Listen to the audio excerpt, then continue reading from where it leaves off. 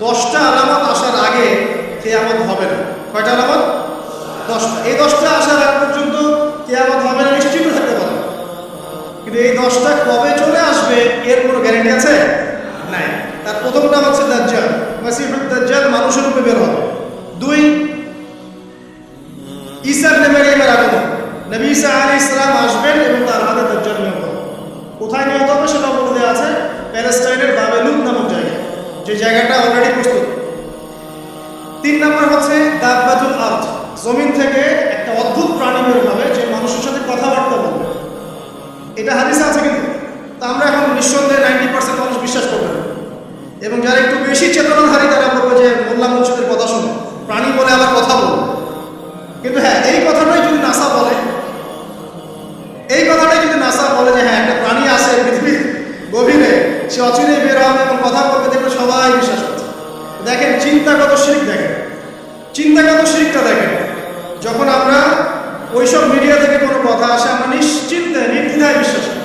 আল্লাহ পাক হাদিসে বলছেন, নবী হাদিসে বলছেন দাব্বাতুল আরদ বের হবে, মানুষের সাথে কথাবার্তা বলবে, মানুষ বিশ্বাস করতে চায় না। আর কি? ধোঁয়া। এই ধোঁয়ায় আকাশ ছেয়ে যাবে, ধোঁয়া দিয়ে আকাশ ছেয়ে যাবে, এবং এত বড় ধোঁয়া বিশ্ববাসী কখনো দেখে না। এখন অনেকে বলছেন, এখনকার আধুনিক স্কলার যারা, অনেক স্কলারের একটা মত, এটা কিন্তু হাদিসে নাই, তাদের মত হতে পারে যে একটা নিউক্লিয়ার এক্সপ্লোশন হবে, সারা ওয়ার্ল্ড এখন নিউক্লিয়ার যুদ্ধের সামনে দাঁড়িয়ে আছে, তখন হয়তো বা ধোঁয়ায় পুরো বিশ্ব ছেয়ে যেতে পারে। এটা তাদের মত, এটা হতেও পারে, নাও হতে পারে, হওয়ার সম্ভাবনা কিন্তু আছে, উড়িয়ে দেওয়া যাচ্ছে না। ঠিক আছে? 4টা। 5 কি? 5 হচ্ছে ইয়াজুজ আর মাজুজ। ইয়াজুজ আর মাজুজ এই প্রকৃতি বের হবে, এরা কিন্তু আদম সন্তান, এবং তারা পৃথিবীর পানি খেয়ে শেষ করে ফেলে দিবে, মহাসাগরের পানি খেয়ে শেষ করে ফেলে দিবে। তারপর এই যে 6, 7, 8 এই 3টা হচ্ছে 3টা বড় বড় ভূমিকম্প, যেটা বলতে গিয়ে বেশি আসে। এই 3টা ভূমিকম্প এখনো আসা বাকি আছে। নবীজি বলেছেন একটা পৃথিবীর পূর্ব দিকে হবে। পূর্ব দিক কোন দিক? এই যে Indonesia, Malaysia, Bangladesh, Pakistan, Myanmar, Sri Lanka, এই পুরো কন্টিনেন্ট পূর্ব দিক, পৃথিবীর পূর্ব দিক। কোন কান্ট্রি এটা বলা হয় না, পূর্ব দিক বলা হচ্ছে। এবং এখানে ভূমিকম্প বলা হচ্ছে না, বলা হচ্ছে ভূমি ধসে যাবে, মানে পুরো ভূমিটা নিচে চলে যাবে। এখন যারা এগুলো নিয়ে গবেষণা করেন তারাও কিন্তু সেম কথাই বলছেন, খেয়াল করে দেখেন। তারা হয়তো বিজ্ঞান দিয়ে ব্যাখ্যা করছে, কিন্তু হাদিসে কিন্তু এটা বলা হচ্ছে। একটা হচ্ছে পৃথিবীর পশ্চিম দিকে। আর পশ্চিম দিকে কেন হবে জানেন? সমকামিতার কারণে, সুদের কারণে, জেনার কারণে, পর্নোগ্রাফির কারণে, এবং সারা বিশ্বকে তারা যে জুলুমটা করছে, এই জুলুমের প্রতিফল হিসেবে আল্লাহ পাক দোষী। এর কোনো অস্তিত্বই থাকবে না। এখন মনে হচ্ছে না যে পুরো সারা ওয়ার্ল্ডকে রুল করছে, অস্তিত্বই থাকবে, ভূমিধস। আরেকটা হচ্ছে পৃথিবীর মাঝখানে। মাঝখানে কারা আছে বলেন? মাঝখানে আমাদের আমিরুল মুমিনিনরা আছে নাকি? যারা ইসরায়েলের সাথে আঘাত করছে এরা আছে, আমিরুল মুমিনিনরা আছে। তো সেখানেও একটা ফিতনা অপেক্ষা করতে থাকেন। তো এই কথাটা বলতে গিয়ে আমি এখানে এসেছি। পৃথিবীতে কিন্তু এখনো 3টা বড় বড় ভূমিকম্প বাকি আছে। সর্বশেষ আলামত হচ্ছে ইয়েমেন থেকে একটা আগুন বের হবে, বিশাল আগুন। এই আগুনটা মানব জাতিকে হাসরের মাঠের দিকে তাড়িয়ে নিয়ে যাবে। এই 10টা আলামত না আসা পর্যন্ত কিয়ামত হবে না। অতএব আপনি এখন রিল্যাক্সে নাকে তেল দিয়ে ঘুমান, নাকি ভাই? এই 10টা আলামত না আসা পর্যন্ত কিয়ামত হচ্ছে না। তবে এই 10টা আলামত আসার পটভূমি কিন্তু তৈরি হয়ে যাচ্ছে, এটা আমাদের খেয়াল করতে হবে। আচ্ছা আসেন, এই যে শুআয়ব আলাইহিস সালামের কওমকে যে ভূমিকম্প দিয়ে ধ্বংস করা হলো, এই ভূমিকম্প কখন আসে? আল্লাহ পাক বলছেন তার রাসূলের মাধ্যমে, যখন সমাজের মধ্যে পাপ বেড়ে যাবে, অশ্লীলতা বেড়ে যাবে, মানুষ মাদককে হালাল মনে করা শুরু করবে, জিনাকে হালাল মনে করা শুরু করবে, এবং এই যে বেপরদামি বেড়ে যাবে, তখন সমাজের মধ্যে ভূমিকম্প দেখা দিবে, ভূমিধস দেখা দিবে। গান বাজনা, বাদ্যযন্ত্রকে মানুষ হালাল মনে করা শুরু করবে, তখন এগুলো আসবে। তো এগুলো কি আসার বাকি আছে? এখন কি মনে হচ্ছে? আল্লাহ পাক আমাদেরকে হেফাজত করুন, আমিন। বাঁচার উপায় কি? ওই যে বললাম, রব্বানা বলেন, আতিনা মিন লাদুনকা রাহমা ওয়া হাইয়্ লানা মিন আমরিনা রাশাদা। এভাবেই ইতিহাস নিজেকে পুনরাবৃত্তি ঘটিয়েছে। কওমে লূত, মনে আছে? লূত আলাইহিস সালামের কওম, ইব্রাহিম আলাইহিস সালামের ভাতিজা ছিলেন লূত আলাইহিস সালাম। তাকে আল্লাহ একটা কওমকে দাওয়াত দেওয়ার জন্য পাঠালেন, যে কওম এমন পাপ করছে যেই পাপ ইতিহাস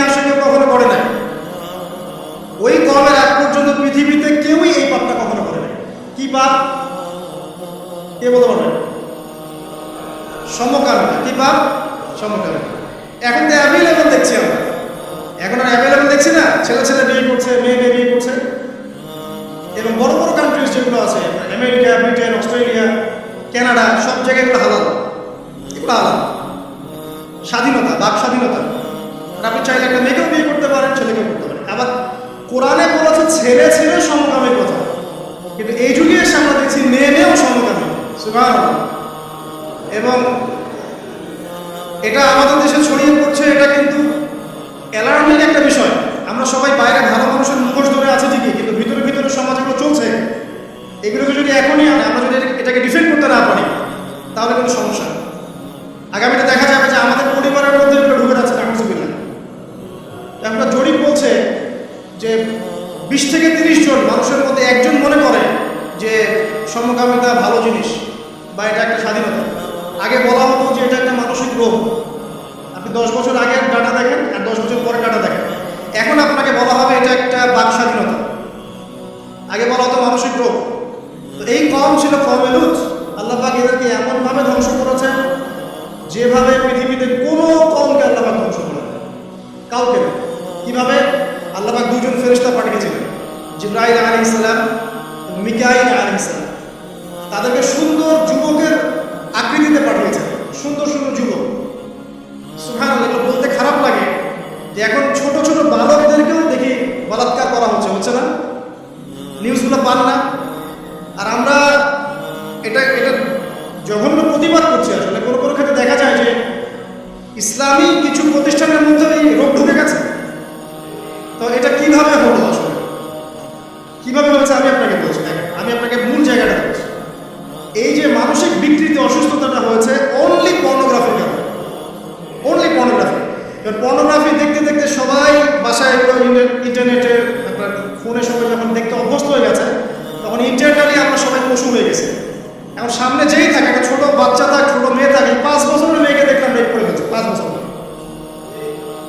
বছরের মেয়ে রেপ হয়েছে কোথায়? বলতে চাচ্ছি না, কারণ এগুলো বললে তো নিজেদের দোষ প্রকাশ করা হয়। কিন্তু মানুষ ধর্ষণের কোনো ধর্ম নাই। সে হিন্দু, মুসলিম, নাকি বৌদ্ধ, খ্রিস্টান, না আলেম জালেম, এগুলো ধর্ম দেখার সময় নাই। আল্লাহ পাক বলেছেন তার রাসূলের মাধ্যমে ধর্ষণ হলেই প্রকাশ্যে মৃত্যুদণ্ড দিয়ে দিবে, যেই হোক, সে যেই হোক, নাকি ওর কোনো ধর্ম নাই। সে একজন দাড়িওয়ালা মানুষ যদি হয়, তাকেও এই কাজ করতে হবে। তো চোরের কোনো ধর্ম আছে? ডাকাতের কোনো ধর্ম আছে? তো মিডিয়া আমার টেকনিক্যালি দেখবেন ওইটাকে হাইলাইট করবে বেশি, বিকজ এখানে একটা সুযোগ আছে ইসলামকে ডমিনেট করার জন্য। কিন্তু সেই ঘটনা কিন্তু অনেক বড় বড় সেকুলার প্রতিষ্ঠানে ঘটেছে, ওগুলো কিন্তু আমরা হাইলাইট করতে দেখি না। এটা আমরা বুঝি ইন্টেনশনটা কি। তবে এখানে একটা বিষয় ক্লিয়ার করতে হবে যে পাপী যেই হোক তাকে শাস্তির আওতায় আনতে হবে। আল্লাহ পাক তৌফিক রাখুন বোঝার। এখন এমন একটা সময় চলছে, বাচ্চারাও এগুলো থেকে নিরাপদ না। 5 বছরের মেয়ে, 7 বছরের মেয়ে, কয়দিন আগে দেখলাম যে 2 বছরের মেয়ে, নাউজুবিল্লাহ, তার সাথেও নাকি এরকম ঘটনা ঘটেছে, এবং উত্তরবঙ্গেরই ঘটনা এগুলো। আর এগুলো শহরের চেয়ে এখন গ্রামে বেশি হচ্ছে। কারণ কি জানেন? গ্রামে তো আগে মানুষ এই উন্মুক্ত পোশাক আশাক দেখতো না খুব বেশি। এখন যখন পণ চলে আসছে হাতে, বাসায় সব এগুলো দেখছে, তখন গ্রামে দেখুন ধর্ষণ বাড়ছে না? এটা নিয়ে আমি আলাদা লেকচার দিয়েছি যে কতগুলো ধর্ষণ হয়েছে এই পর্যন্ত। এই বছরই লাস্ট এই বছরই দেখবেন রিপোর্টেড 1337টা রেপের ঘটনা ঘটেছে এই বাংলাদেশে। অ্যালার্মিং বিষয়। আর আমেরিকাতে প্রতি 6 জনে একজন রেপ হয়, আর রেপের রাজধানী হচ্ছে সাউথ আফ্রিকা, ওখানে প্রতি 3 জনে একজন রেপ হয়। তো এগুলো কিভাবে হচ্ছে? Only because of pornography. এটা যদি এখনো বন্ধ করতে না পারা যায়, আগামী ভবিষ্যৎ খুব খারাপ হবে। যেখানে সেখানে মানুষ না করবে, যাকে তাকে রেপ করবে দেখে নিয়ে, বিকজ এটা ভিতর থেকে মানুষকে পশু বানিয়ে দিচ্ছে। আমরা জানি এর পিছনে একটা বড় ইন্ডাস্ট্রি কাজ করে, যারা সারা বিশ্বে প্রায় $98 বিলিয়ন ব্যবসা করে পর্ন দিয়ে। শুধু আমেরিকায় ব্যবসা করে $12 বিলিয়ন, সারা বিশ্বে $12 বিলিয়ন বোঝেন? $1 বিলিয়ন কত কোটি বোঝেন? $100 কোটি। বিশাল একটা ইন্ডাস্ট্রি আছে, এর পিছনে টাকা কাজ করে, টাকা, অনলি টাকা। আর এখানে যা দেখানো হয় সবই ফেক। এগুলো কোনোটাই সত্য না, এটা শুধু একটা অভিনয়, আর কিছু না। তো এটা দিয়ে পুরো স্পেশালি মুসলিম যুবকদের ভিতরে এমন একটা পশুত্ব ঢুকে দেওয়া হয়েছে যে জেনা, ধর্ষণ, বেহায়া বাড়তেই আছে দিন দিন। এটা না কমানো গেলে এবং মানে আইনের সুশাসন নিশ্চিত করা না গেলে ধর্ষণ কমবে না, জেনা কমবে না, ইফটিজিমও কমবে না, মেয়েদের অধিকার আর আদায় করা সম্ভব হবে না। এটা আমার মত। বাকিটা আপনারা ভেবে দেখেন। আপনারা অনেক বিজ্ঞ মানুষ আছেন, ভেবে দেখেন কি করলে এগুলো কমবে। যদি না ভাবি আল্লাহ পাক কি করবেন জানেন? একটা হাদিস বলি।